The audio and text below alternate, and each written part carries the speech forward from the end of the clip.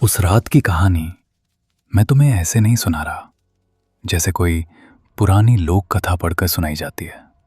नहीं, इसे ऐसे सुनो जैसे तुम खुद उस गांव की ठंडी मिट्टी पर नंगे पैर खड़े हो, जैसे तुम्हारी सांसों के सामने धुएं की सफेद लकीरें बन रही हों, जैसे दूर किसी सूखे पेड़ पर बैठा उल्लू बार बार एक ही दिशा में देखकर बोल रहा हो, और जैसे तुम्हें बिना वजह यह महसूस हो रहा हो कि अंधेरे में कोई तुम्हारा चेहरा नहीं, तुम्हारी नब्ज देख रहा है।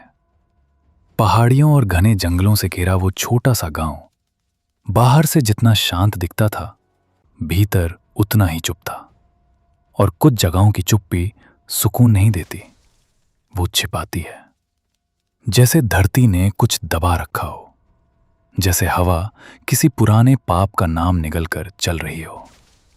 दिन में वहां औरतें नदी से पानी भरकर लाती, बच्चे धूल में भागते, आदमी जंगल से लकड़ी और शिकार लेकर लौटते, और शाम ढलते ही हर घर के बाहर आग जला दी जाती, क्योंकि लोग मानते थे कि रात सिर्फ अंधेरा नहीं लाती, रात अपने साथ निगाहें भी लाती है। नमस्कार मेरे डर, रहस्य और सिहरन से भरी कहानियों के दीवानों, स्वागत है आपका आपके अपनी चैनल अंतरिज्ञान पर। लेकिन आगे बढ़ने से पहले एक सच्चाई। आप में से ज़्यादातर लोग वीडियो देखते तो हैं, लेकिन न लाइक करते हैं, न कमेंट और ना ही सब्सक्राइब। अगर आप सच में ऐसी कहानियों का हिस्सा बनना चाहते हो, अगर आप चाहते हो कि ये अंधेरी दुनिया आपके सामने खुलती रहे, इसलिए मेरी आपसे बस इतनी सी गुजारिश है कि इस कहानी को अंत तक ज़रूर सुनिए, क्योंकि जैसे जैसे कहानी आगे बढ़ेगी उसका रहस्य और गहराता जाएगा, और शायद अंत तक पहुंचते पहुंचते आपको सच में ऐसा लगे कि जैसे आप खुद उस डरावनी जगह के बीच खड़े हों। और अगर आप पहली बार हमारे इस चैनल अंतरिज्ञान पर आए हैं तो अभी चैनल को सब्सक्राइब जरूर कर लीजिए, क्योंकि ऐसा करने से न सिर्फ हमारी और आपकी नज़दीकियां बढ़ेंगी, बल्कि आगे आने वाली हर रहस्यमयी और डरावनी कहानी आप तक सबसे पहले पहुंचती रहेगी। गांव का मुखिया रघुवीर था। चौड़े कंधे, भारी आवाज और ऐसा आदमी जिसे देखकर लोग भरोसा कर लें कि जब तक वो है कुछ बुरा नहीं होगा। उसकी पत्नी सावित्री के चेहरे पर वही शांति थी जो अक्सर उन औरतों में होती है जो घर को सिर्फ संभालती नहीं, अपने मन से बांध कर रखती हैं। उनकी 2 बेटियां थीं। बड़ी नंदिनी, जो अब बचपन से निकलकर उस उम्र में पहुंच रही थीं जहां चेहरा मासूम भी रहता है और आंखों में अनकहे सवाल भी उतरने लगते हैं, और छोटी काव्या, जो अभी भी डरकर मां के आंचल में छिप जाने वाली उम्र में थी। गांव के लोग रघुवीर का सम्मान करते थे, लेकिन एक बात थी जो वे उसके बारे में धीरे धीरे बहुत धीमे स्वर में कहा करते थे कि उसके परिवार पर किसी अनदेखी नजर की परछाई कई सालों से मंडरा रही है। कोई खुलकर नहीं कहता था, क्योंकि गांव में कुछ बातें बोल देने से सच हो जाती हैं। उस शाम भी सब कुछ सामान्य था, कम से कम ऊपर से। हल्की ठंड उतर रही थी, जंगल की तरफ से नमी भरी हवा आ रही थी, और लड़कों का एक छोटा सा दल, जिसमें मोहन भी था, रोज की तरह शिकार के बाद वापस लौट रहा था। मोहन देखने में साधारण था, पर दिल का कमजोर नहीं था।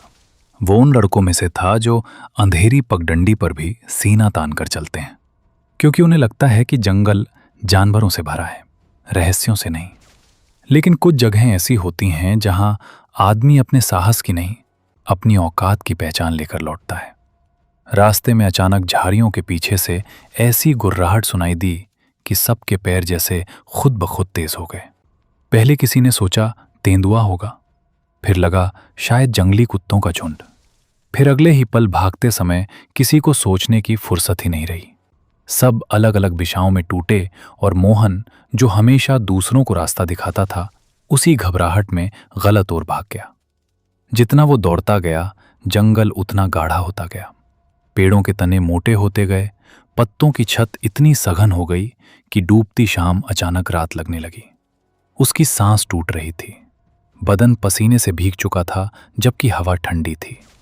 उसने पीछे मुड़कर देखा तो कोई जानवर नहीं था, पर यही बात उसे और ज्यादा डराने लगी। जब पीछा करने वाला दिखे नहीं, तब आदमी अपनी ही कल्पना का शिकार हो जाता है। वो रुक कर सुनने लगा। पहले सिर्फ अपने सीने की धक धक सुनाई दी, फिर सूखे पत्तों की बहुत धीमी चरमराहट, फिर दूर कहीं एक आग की लौ सी कांपती दिखाई दी। उस अंधेरे में वो रोशनी राहत भी थी और खतरा भी। कुछ पल वो वहीं जड़ हो गया। मन कह रहा था भाग, लेकिन आंखें उस लौ की तरफ खिंचती जा रही थीं, जैसे रोशनी नहीं, कोई बुलावा हो। वो दबे पांव आगे बढ़ा। हर कदम के साथ मिट्टी की गंध बदल रही थी। अब वहां सड़ी लकड़ी, बासी धुएं, किसी जले हुए तेल और कुछ ऐसा मिला हुआ था जो सीधे भीतर घुसकर मितली पैदा करे। जब वो पास पहुंचा तो उसका शरीर वहीं थम गया। सामने जो था उसे औरत कहना भी गलत लगता था और ना कहना भी। एक लंबी, अस्वाभाविक रूप से दुबली देह आग के सामने बैठी थी। उसके बाल इतने लंबे और उलझे हुए थे कि कुछ लटें मिट्टी पर रेंग रही थीं। उसका शरीर राख, सिंदूर और काले लेप से ढका था। कंधे नंगे थे, हड्डियां उभरी हुईं।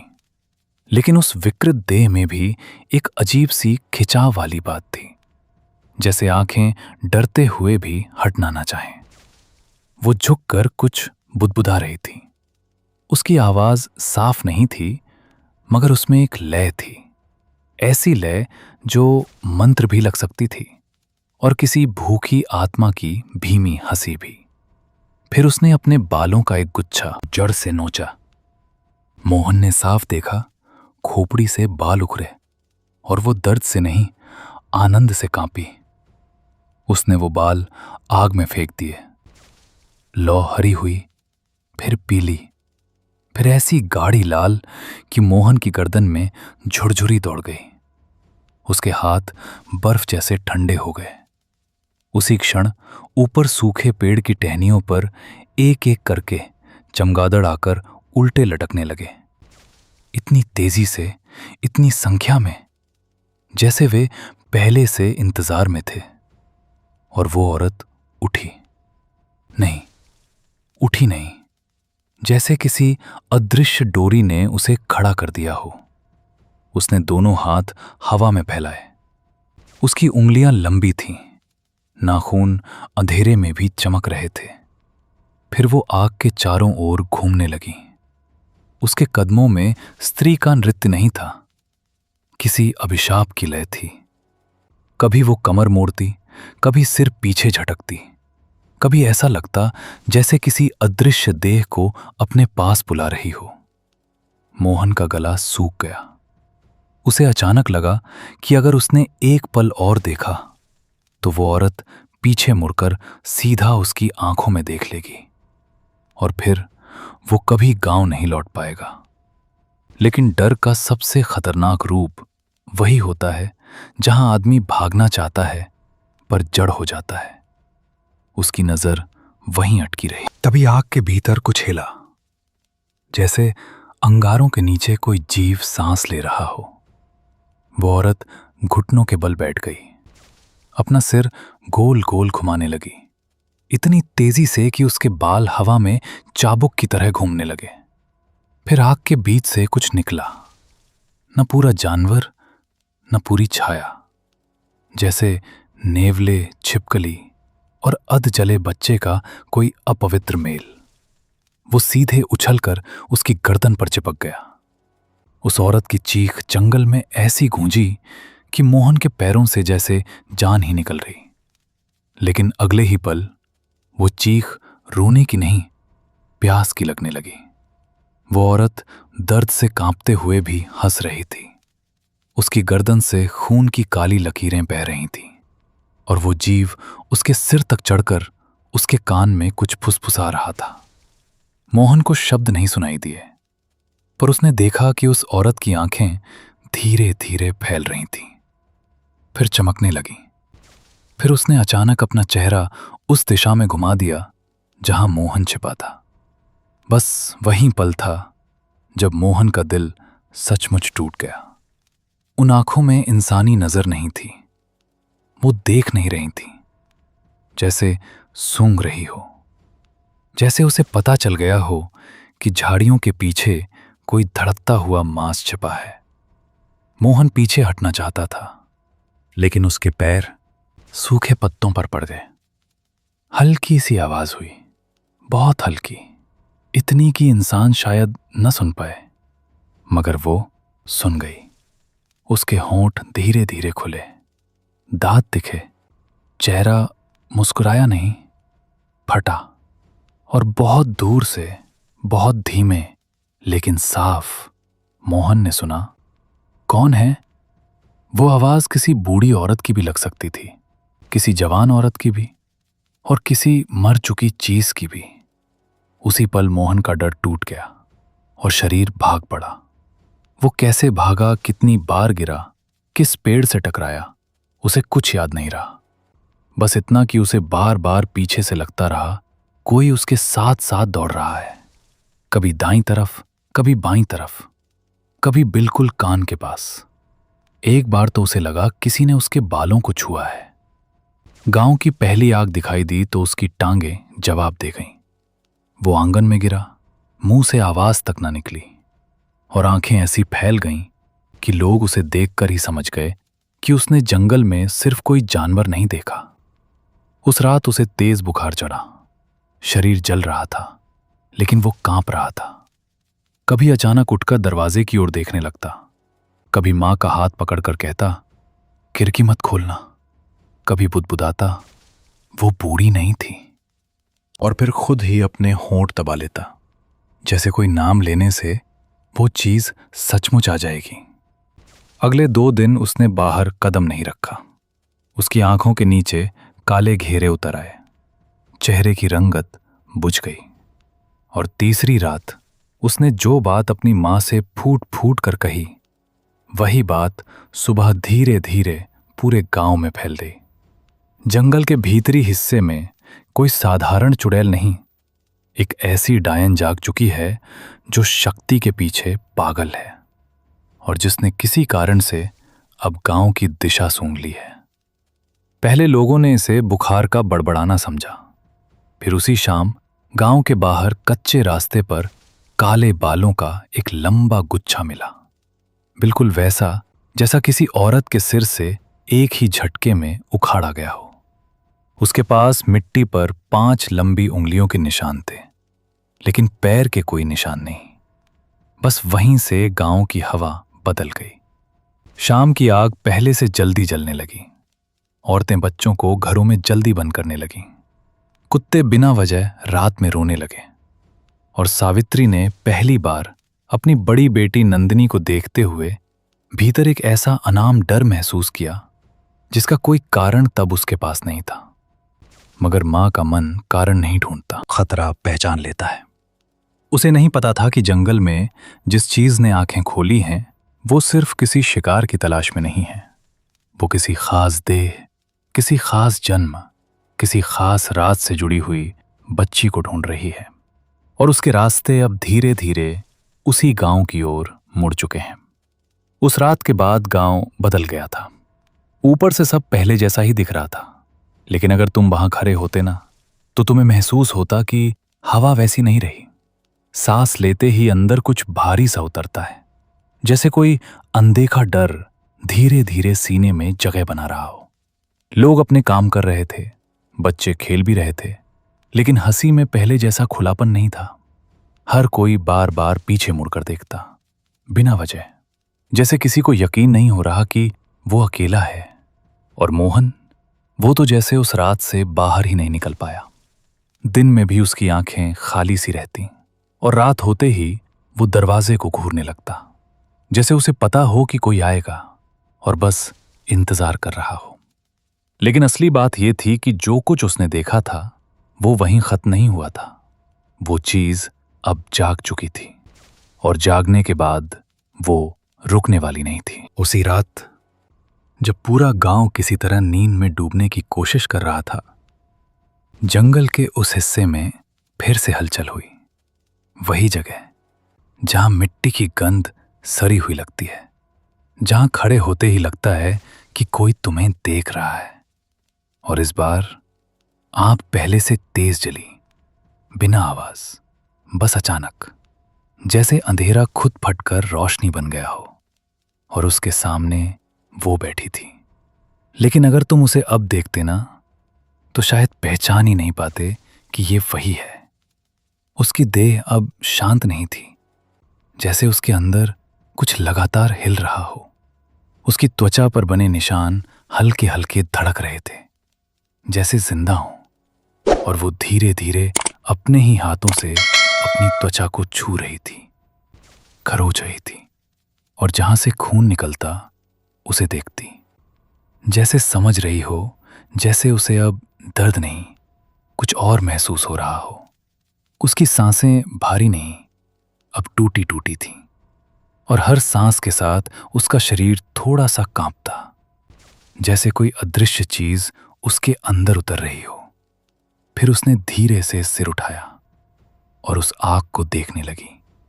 लेकिन उसकी आंखें अब आग को नहीं, आग के अंदर कुछ और देख रही थीं। और तभी बिना किसी चेतावनी के आग की लपटें अचानक ऊपर उठीं। और तुम्हें पता है सबसे अजीब क्या था? उस वक्त हवा बिल्कुल बंद हो गई थी, एक पत्ता तक नहीं हिल रहा था, जैसे पूरा जंगल सांस रोककर खड़ा हो। और उसी सन्नाटे में आग के भीतर कुछ बनने लगा। पहले धुआं, फिर उस धुएं में एक आकार, और धीरे धीरे वो आकार साफ होने लगा। वो कोई इंसान नहीं था, लेकिन वो पूरी तरह इंसान जैसा दिखने की कोशिश कर रहा था। उसकी देह बनती, टूटती, फिर बनती, जैसे वो स्थिर रहना सीख रहा हो। और वो धीरे धीरे उसकी तरफ बढ़ा। अब वो उसके इतने पास था कि अगर कोई और वहां होता तो शायद भाग जाता, लेकिन वो नहीं भागी। वो बस उसे देख रही थी, जैसे उसका इंतजार कर रही हो, जैसे वो जानती थी कि ये आएगा। और जैसे ही वो उसके बिल्कुल करीब पहुंचा, उसकी सांसें और तेज हो गईं, उसके होंठ हल्के से खुल गए, और उसके चेहरे पर डर नहीं, कुछ और था, कुछ ऐसा जो खतरनाक भी था और खींचने वाला भी। वो चीज उसके चारों तरफ फैलने लगी, जैसे धुआं उसकी देह से लिपट रहा हो। और उस पल तुम्हें साफ समझ आता कि ये सिर्फ शक्ति का खेल नहीं है, ये उससे ज्यादा है, बहुत ज्यादा। तभी एक आवाज आई, लेकिन वो हवा में नहीं गूंजी, वो सीधे उसके दिमाग में उतरी, धीमी, भारी, और अंदर तक घुस जाने वाली। तू तैयार है? वो कांपी, लेकिन पीछे नहीं हटी। उसने आंखें बंद की और बहुत धीमे से बोली, हाँ। उस एक शब्द के साथ जैसे उसके अंदर कुछ टूट गया, या शायद कुछ खुल गया। वो आवाज फिर आई, तो फिर कीमत भी समझ ले। अब उसकी सांस अटक गई, लेकिन वो फिर भी वहीं रही। 5 रातें। आवाज और गहरी हो गई। हर रात एक मासूम, एक ऐसी देह जो अभी दुनिया की चाल नहीं समझती। कुछ पल के लिए सन्नाटा छा गया, जैसे पूरा जंगल उसके जवाब का इंतजार कर रहा हो। और फिर उसने आंखें खोली। उसकी आंखों में अब डर नहीं था, सिर्फ लालच था। मुझे मंजूर है, उसने बिना रुके कहा, जैसे उसे पहले से पता हो कि यही होगा, जैसे वो इसी का इंतजार कर रही थी। उस चीज ने जैसे मुस्कुराया, हालांकि उसका चेहरा साफ नहीं था, लेकिन फिर भी वो एहसास साफ था। पहली आवाज और धीमी हो गई, सबसे खास होगी, वो जो उसी अंधेरी रात में पैदा हुई हो। बस वही पल था जब उसके चेहरे पर एक अजीब सी चमक आई, जैसे उसे कुछ याद आ गया हो, जैसे किसी का चेहरा उसके दिमाग में साफ उभर आया हो। उसके होंठ धीरे धीरे ऊपर उठे, और इस बार जो मुस्कान आई वो डरावनी नहीं थी, वो खतरनाक थी, बहुत खतरनाक। वो मुझे मिल जाएगी, उसने फुसफुसाकर कहा। और जैसे ही उसने ये कहा, आग अचानक शांत हो गई। सब कुछ एकदम से रुक गया, जैसे कुछ हुआ ही नहीं था। लेकिन असली चीज अब शुरू हुई थी। वो धीरे धीरे खड़ी हुई। उसका शरीर अब पहले से ज्यादा सीधा था। उसकी चाल में अब डगमगाहट नहीं, एक अजीब सा आत्मविश्वास था। और फिर वो हंसने लगी, धीरे धीरे, फिर थोड़ा जोर से, फिर अचानक पूरी ताकत से। उसकी हंसी जंगल में गूंज गई। और अगर तुम उस वक्त वहां होते ना, तो तुम्हें समझ आ जाता कि ये सिर्फ किसी शिकार की शुरुआत नहीं है, ये कुछ और है, कुछ ऐसा जो अब गांव तक पहुंचेगा। और इस बार कोई नहीं समझ पाएगा कि खतरा कब उनके घर के अंदर आ चुका है। उस रात के बाद से गांव में कोई खुलकर नहीं बोला, लेकिन हर किसी को भीतर ही भीतर यह महसूस होने लगा था कि कुछ गलत है, बहुत गलत। जैसे कोई चीज धीरे धीरे करीब आ रही हो और सबको उसकी आहट तो मिल रही हो, पर कोई उसका नाम नहीं ले पा रहा हो। दिन में लोग अपने काम में लगे रहते, लेकिन शाम ढलते ही सब कुछ बदल जाता। दरवाजे जल्दी बंद होने लगे, बच्चों को बाहर खेलने से रोक दिया जाने लगा, और आग के चारों ओर बैठकर बातें करने की पुरानी आदत भी धीरे धीरे खत्म होने लगी। क्योंकि अब लोग एक साथ बैठकर भी सुरक्षित महसूस नहीं करते थे, जैसे भीड़ में भी कोई तुम्हें अलग से देख रहा हो। और इसी डर के बीच उसी शाम गांव के बाहर कच्चे रास्ते के किनारे एक बूढ़ी औरत दिखाई दी। कोई नहीं जानता वो कब आई, कैसे आई, बस अचानक वहां पड़ी हुई थी। फटे पुराने कपड़े, झुका हुआ शरीर, बाल सफेद लेकिन उलझे हुए, और वो करा रही थी इतनी धीमी आवाज में कि सुनने के लिए पास जाना पड़े। और शायद यही वो चाहती भी थी। कुछ औरतें उसे देखकर रुकीं, पहले दूर से ही देखती रहीं। फिर एक ने हिम्मत करके पूछा, कौन हो तुम? बूढ़ी ने धीरे धीरे आंखें खोली। उसकी आंखों में एक अजीब सी नमी थी, जैसे बहुत दर्द सहा हो। उसने टूटी हुई आवाज में कहा, मुझे मेरे ही लोग जंगल में छोड़ गए, मैं चल नहीं पा रही थी। उसके शब्द धीमे थे, लेकिन उनमें इतनी कमजोरी थी कि सुनते ही दिल पिघल जाए। और यही हुआ। गांव वाले वैसे भी सीधे साधे थे। उन्होंने बिना ज्यादा सोचे उसे उठाया, सहारा देकर गांव के अंदर ले आए। कोई ये नहीं समझ पाया कि जो चीज वे अपने हाथों से अंदर ला रहे हैं, वो मदद मांगने नहीं, लेने आई है। उसे सीधे मुखिया के घर ले जाया गया, क्योंकि वही सबसे सुरक्षित जगह मानी जाती थी।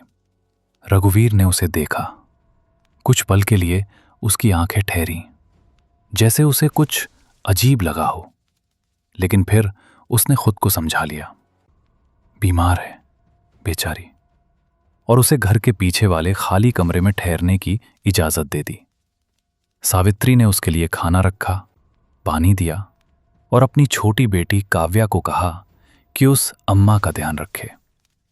बस यही गलती हो गई, बहुत बड़ी गलती, क्योंकि वो अब घर के अंदर थी, उसी घर में जहां उसकी पहली नजर पहले ही पड़ चुकी थी। रात होते ही वो बूढ़ी औरत चुपचाप लेटी रही, कोई हरकत नहीं, कोई आवाज नहीं। लेकिन अगर कोई उस कमरे के पास से गुजरता तो उसे लगता कि अंदर कोई जाग रहा है, कोई देख रहा है। और जैसे ही आधी रात हुई, घर के बाकी लोग गहरी नींद में थे, अचानक उस कमरे के अंदर हल्की सी हरकत हुई। बूढ़ी औरत धीरे धीरे उठी। उसकी रीढ़ सीधी हो गई। जो शरीर दिन में झुका हुआ था, अब बिल्कुल सीधा खड़ा था। फिर उसने अपना सिर थोड़ा सा झटका और उसके सफेद बाल अचानक काले होने लगे, जैसे रंग वापस लौट रहा हो। उसकी त्वचा पर झुर्रियां धीरे धीरे खिंचने लगीं, और कुछ ही पलों में वहां बूढ़ी औरत नहीं थी, वो थी वही जंगल वाली।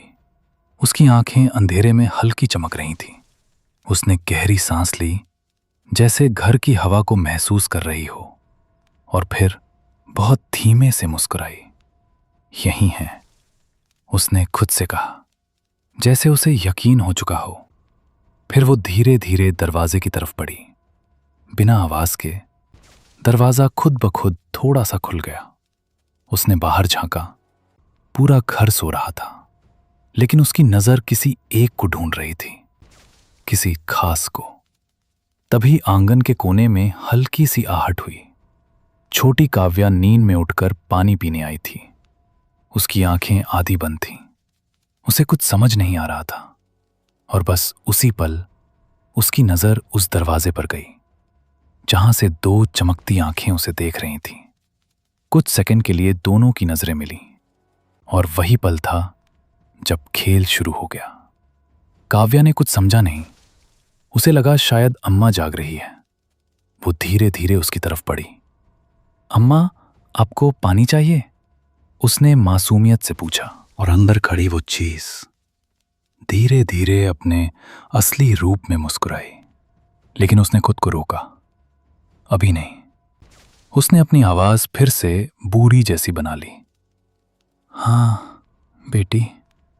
काव्या पास आई। जैसे ही वो एक कदम और करीब आई, अचानक हवा ठंडी हो गई, और काव्या के शरीर में एक अजीब सी झुरझुरी दौड़ गई। लेकिन वो रुकी नहीं, क्योंकि उसे डर नहीं, दया महसूस हो रही थी। और यही उसकी सबसे बड़ी कमजोरी थी। जैसे ही वो बिल्कुल सामने पहुंची, उस बूढ़ी औरत का हाथ धीरे धीरे उठा। उसकी उंगलियां अस्वाभाविक रूप से लंबी हो गईं, नाखून काले, तेज, और बस एक झटके में उसने काव्या के चेहरे को छू लिया। और उसी पल काव्या की आंखें पलट गईं। उसका शरीर ढीला पड़ गया, जैसे उसकी सारी ताकत एक ही पल में खींच ली गई हो। वो बेहोश होकर गिरने ही वाली थी कि उसने उसे पकड़ लिया, बहुत आसानी से, जैसे वो उसके लिए कुछ भी नहीं, बस एक चीज हो। उसने उसे अपनी बाहों में उठाया और अंदर ले जाने लगी। लेकिन तभी अचानक आंगन के दूसरे कोने से आवाज आई, काव्या। सावित्री की नींद खुल गई थी, और यही वो पल था जब सब कुछ बदल सकता था। सावित्री की आवाज उस सन्नाटे को चीरते हुए आई, काव्या। और उसी एक शब्द ने जैसे उस रात की दिशा बदल दी, क्योंकि जहां अभी तक सब कुछ छिपकर हो रहा था, अब वो छिप नहीं सकता था। काव्या का नाम सुनते ही वो चीज जो अभी तक बूढ़ी औरत के रूप में खेल रही थी, एक पल के लिए ठिठकी। उसकी उंगलियां जो काव्या के बेहोश चेहरे को थामे हुए थीं, धीरे धीरे कसने लगीं, जैसे वो तय कर रही हो कि अब खेल छिपकर खेले या खुलकर। और फिर उसने बहुत धीरे से अपना सिर घुमाया उस दिशा में जहां से सावित्री आ रही थी। उसकी आंखें अंधेरे में हल्की चमक रही थीं, और उसके होंठों पर जो मुस्कान आई, वो अब बूढ़ी औरत की नहीं थी। वो वही थी, जंगल वाली, असली, खतरनाक। और अब उसे छिपने की कोई जरूरत नहीं लग रही थी। सावित्री ने जैसे ही आंगन में कदम रखा, उसकी नजर सीधे उसी तरफ गई। पहले उसे कुछ समझ नहीं आया। फिर उसने देखा दरवाजा आधा खुला है, और उसके सामने काव्या किसी की बाहों में। और उसी पल उसके भीतर कुछ टूट गया। काव्या! वो चिल्लाई और दौड़ पड़ी। लेकिन जैसे ही वो पास पहुंची, सामने खड़ी अम्मा ने धीरे धीरे अपना चेहरा ऊपर उठाया, और बस सावित्री वहीं रुक गई, क्योंकि अब वहां कोई बूढ़ी औरत नहीं थी। वहां एक ऐसा चेहरा था जिसे शब्दों में बांधना मुश्किल है। आंखें बहुत गहरी, बहुत ठंडी, होठों पर फैली हुई एक लंबी अस्वाभाविक मुस्कान, और त्वचा पर वो हल्की सी चमक, जैसे भीतर कुछ जल रहा हो। सावित्री का गला सूख गया। उसकी आवाज जैसे कहीं अटक गई। लेकिन मां का दिल डर से ज्यादा मजबूत होता है। उसने खुद को संभाला और फिर से चीखी, मेरी बच्ची को छोड़ दे। उस चीज ने कोई जवाब नहीं दिया, बस धीरे धीरे काव्या को अपने करीब खींचा, जैसे दिखा रही हो कि अब ये उसकी है। और फिर बहुत धीमी आवाज में बोली, अब ये मेरी है। उसकी आवाज में वो कंपन था जो डराता नहीं, अंदर तक उतर जाता है। सावित्री ने आगे बढ़ने की कोशिश की, लेकिन जैसे ही उसने एक कदम बढ़ाया, अचानक उसके पैरों के नीचे की जमीन भारी हो गई, जैसे कोई अदृश्य ताकत उसे रोक रही हो। उसका शरीर आगे बढ़ना चाहता था, लेकिन पैर जैसे जकड़ गए और उसी पल उसे समझ आया, ये कोई साधारण चीज नहीं है, ये उससे कहीं ज्यादा है।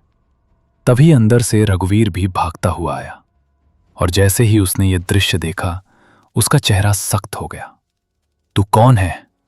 उसने गरज कर पूछा, लेकिन जवाब में वो चीज सिर्फ हंसी, धीरे धीरे और फिर अचानक तेज। उसकी हंसी पूरे घर में गूंज गई और उस हंसी में एक अजीब सी खुशी थी, जैसे वो इसी पल का इंतजार कर रही थी। तुम लोगों ने ही मुझे अंदर बुलाया, उसने कहा। अब मुझे निकालोगे? रघुवीर ने पास पड़ी लकड़ी उठाई और उसकी तरफ बढ़ा, लेकिन जैसे ही वो एक कदम आगे आया, अचानक हवा तेज हो गई। दरवाजे अपने आप जोर से बंद हो गए और आग की लपटें एकदम से बुझ गईं। पूरा घर अंधेरे में डूब गया और उसी अंधेरे में उसकी आंखें और भी चमकने लगीं। अब वो धीरे धीरे आगे बढ़ी। काव्या अब भी बेहोश उसकी बाहों में थी। पहली, उसने बहुत धीरे से कहा, जैसे खुद से बात कर रही हो, बस पहली। और उसके होंठों पर फिर वही मुस्कान आई। लेकिन तभी अचानक घर के बाहर से एक आवाज आई, भारी, गहरी और ऐसी कि सुनते ही शरीर के अंदर कुछ सख्त हो जाए। बस एक ही शब्द, लेकिन उस एक शब्द ने जैसे पूरे माहौल को रोक दिया। हवा रुक गई, अंधेरा ठहर गया और वो जो अब तक सब पर हावी थी, पहली बार छिटकी। उसकी आंखें दरवाजे की तरफ गईं, जैसे उसे किसी की पहचान हो गई हो, और अगले ही पल दरवाजा अपने आप खुला और वहां वो खड़ा था। लंबे बाल, राख से सना शरीर, आंखें बंद, लेकिन फिर भी ऐसा लगता था कि वो सब कुछ देख रहा है। उसके गले में रुद्राक्ष की माला और हाथ में एक छोटा सा त्रिशूल। उसने धीरे धीरे आंखें खोली और जैसे ही उसकी नजर उस पर पड़ी, पहली बार वो पीछे हटी, बहुत हल्का लेकिन साफ, जैसे उसे भी समझ आ गया हो कि अब खेल बराबरी का नहीं रहा। उसे नीचे रख। उसकी आवाज में कोई गुस्सा नहीं था, लेकिन उसमें ऐसा दबाव था कि सुनने वाला चाहकर भी अनसुना न कर सके। वो कुछ पल उसे देखती रही, फिर मुस्कुराई, लेकिन इस बार उसकी मुस्कान में चुनौती थी। और अगर ना रखूं, उसने कहा, और उसी पल अघोरी ने एक कदम आगे बढ़ाया, बस एक कदम। लेकिन उस एक कदम के साथ ही जैसे पूरे घर की हवा बदल गई। तो फिर उसने बहुत शांत स्वर में कहा, आज तू खत्म हो जाएगी। उसके आज तू खत्म हो जाएगी कहते ही जैसे पूरे घर की हवा जम गई। सच में, अगर उस पल तुम वहां खड़े होते ना, तो तुम्हें महसूस होता कि सांस लेना भी भारी हो गया है, जैसे हवा में कोई अदृश्य दबाव बैठ गया हो। वो चीज जिसने अब तक खेल खेला था, पहली बार सच में उसे देखने लगी, जैसे तौल रही हो, जैसे समझ रही हो कि सामने वाला कोई आम इंसान नहीं है। और फिर उसने धीरे धीरे काव्या को अपने एक हाथ में और कस लिया, जैसे वो अभी भी उसका सहारा है, या शायद उसकी भाल। और दूसरे हाथ की उंगलियां हवा में उठी, लंबी, काली, नाखूनों से जैसे अंधेरा टपक रहा हो। तुझे लगता है? उसने बहुत धीमे लेकिन खतरनाक स्वर में कहा, तू मुझे रोक लेगा? उसकी आवाज अब मीठी नहीं थी, उसमें एक खुरदरापन था, एक ऐसा कंपन जो सीधे नसों में उतर जाए। अघोरी वहीं खड़ा रहा।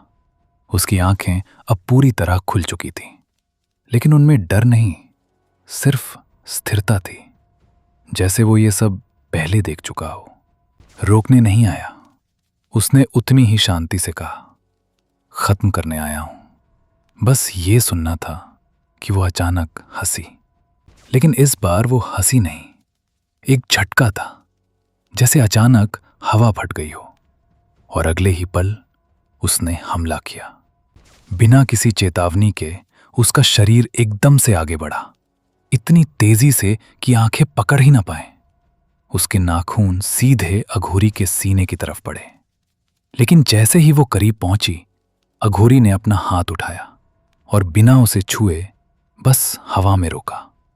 और उसी पल एक तेज आवाज हुई, जैसे दो अदृश्य ताकतें टकराई हों। वो पीछे झटकी, सच में पीछे। उसके पैरों के नीचे की मिट्टी खिसक गई, लेकिन वो गिरी नहीं। उसने खुद को संभाला और इस बार उसकी आंखों में गुस्सा साफ दिखाई दिया। अच्छा, उसने दांत भींचकर कहा, तो खेल ऐसा है। और फिर उसने काव्या को जमीन पर फेंक दिया, जैसे अब उसे उसकी जरूरत नहीं। काव्या वहीं बेहोश पड़ी रही और अब वो पूरी तरह सामने थी, असली रूप में। उसके बाल हवा में अपने आप हिल रहे थे, जैसे हर लट किसी जिंदा चीज की तरह फुफकार रही हो।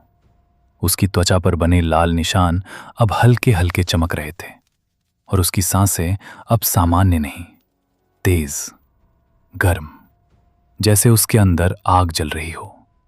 उसने दोनों हाथ फैलाए और बहुत तेजी से कुछ बुदबुदाने लगी। शब्द साफ नहीं थे, लेकिन उनकी लय, उनकी गति ऐसी थी कि सुनते ही सिर भारी होने लगे। दीवारें हल्की हल्की कांपने लगीं और अचानक घर के कोनों से, छत से, फर्श के नीचे से अजीब सी सरसराहट आने लगी, जैसे बहुत सारी चीजें एक साथ हिल रही हों। और अगले ही पल छोटे छोटे काले साए दीवारों से निकलने लगे, जैसे परछाइयां जिंदा हो गई हों। वे रेंगते हुए अघोरी की तरफ पड़ने लगे, कोई उसके पैरों की तरफ, कोई उसकी पीठ की तरफ, और कुछ तो हवा में उठकर उसके चेहरे की ओर पड़ रहे थे। सावित्री चीख पड़ी, लेकिन अघोरी नहीं हिला। उसने बस अपनी आंखें एक पल के लिए बंद की और फिर बहुत धीमे से कुछ कहा, इतना धीमा कि शब्द सुनाई नहीं दिए, लेकिन असर तुरंत हुआ।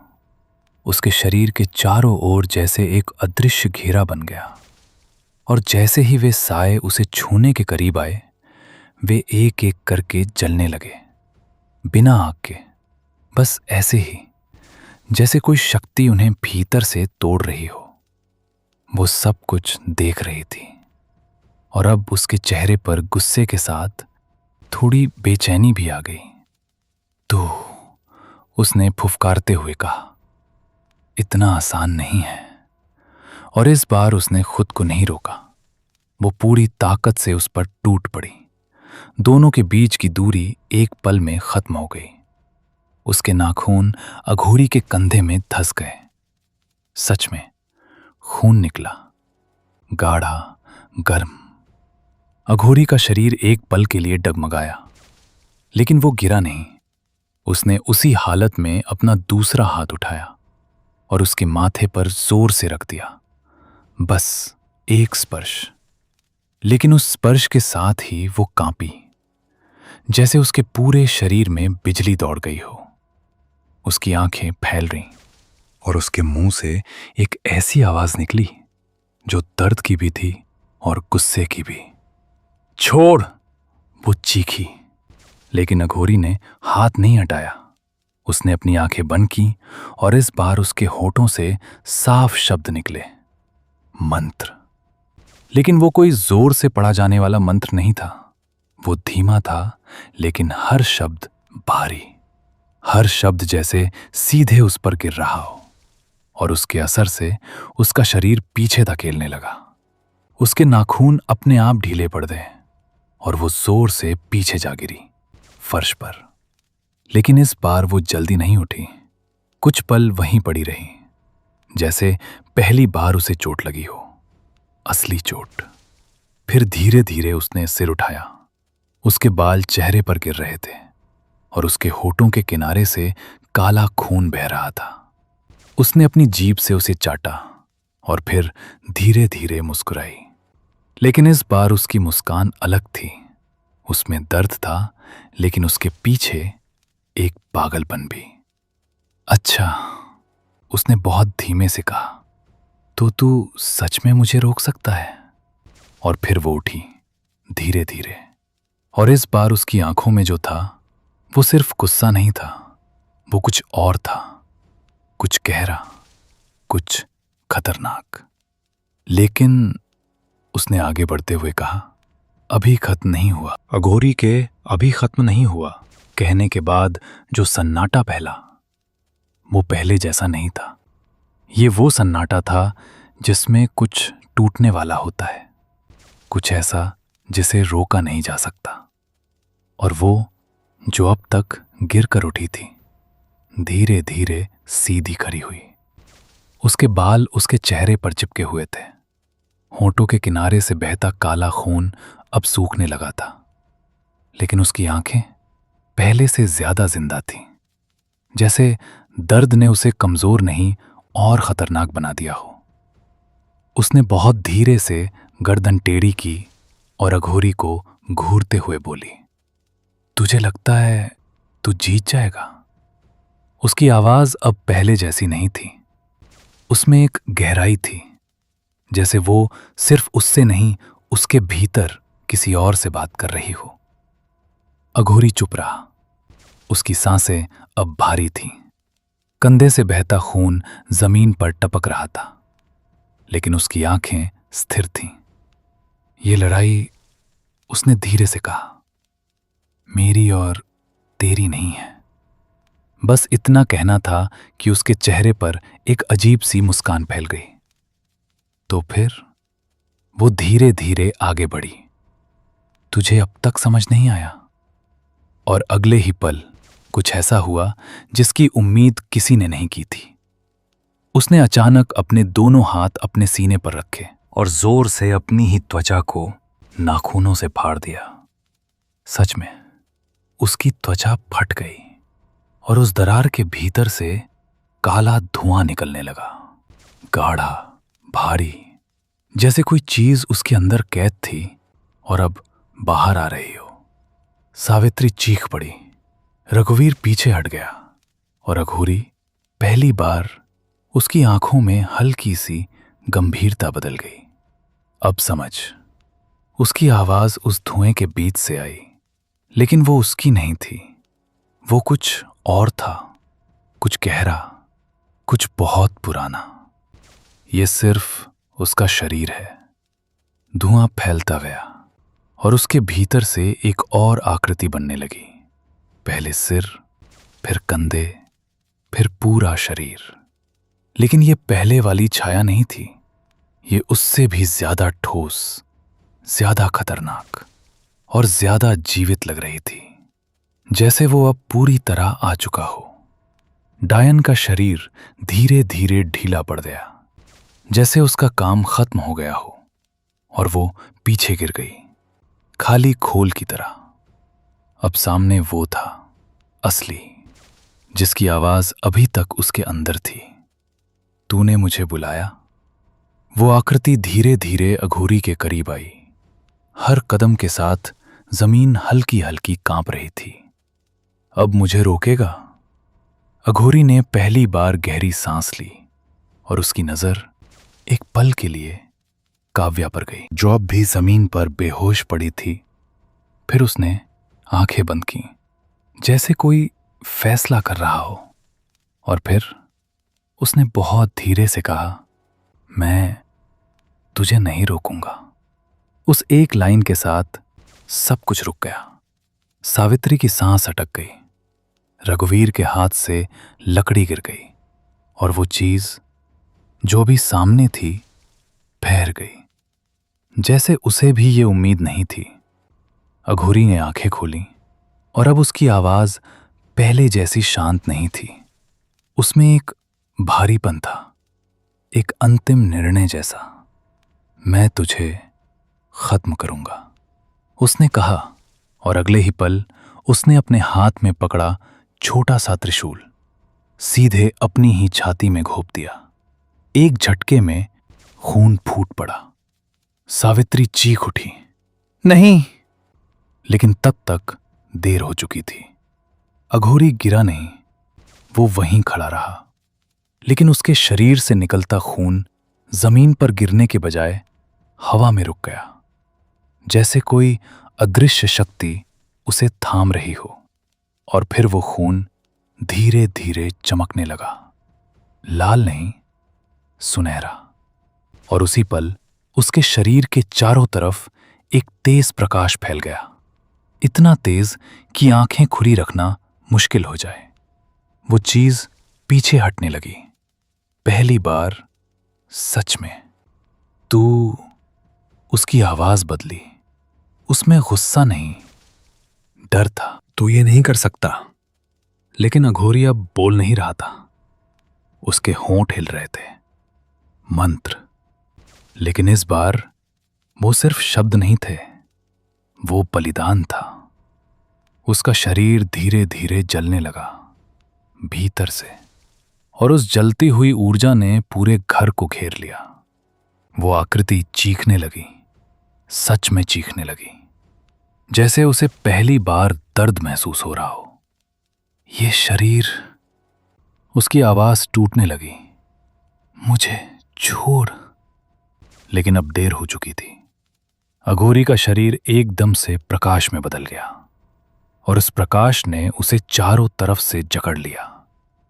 कुछ सेकंड, बस कुछ सेकंड, और फिर एक जोरदार धमाका हुआ, जैसे अंदर ही अंदर सब कुछ फट गया हो। और अगले ही पल सब शांत, पूरी तरह। घर फिर से अंधेरे में था, लेकिन अब वो अंधेरा अलग था। उसमें वो भारीपन नहीं था। हवा हल्की हो गई थी। काव्या धीरे धीरे होश में आई। सावित्री दौड़कर उसे पकड़ ली। रघुवीर वहीं खड़ा रह गया, क्योंकि जहां अघोरी खड़ा था वहां अब कुछ नहीं था, सिर्फ जली हुई जमीन और राख। कहानी यहीं खत्म हो सकती थी। सच में सब यही मान बैठे कि सब खत्म हो गया, खतरा चला गया। और कुछ दिनों बाद गांव फिर से सामान्य होने लगा। बच्चे फिर खेलने लगे, रातें फिर शांत लगने लगीं। लेकिन एक रात, बहुत दिनों बाद, मोहन अचानक फिर से चीख कर उठ बैठा।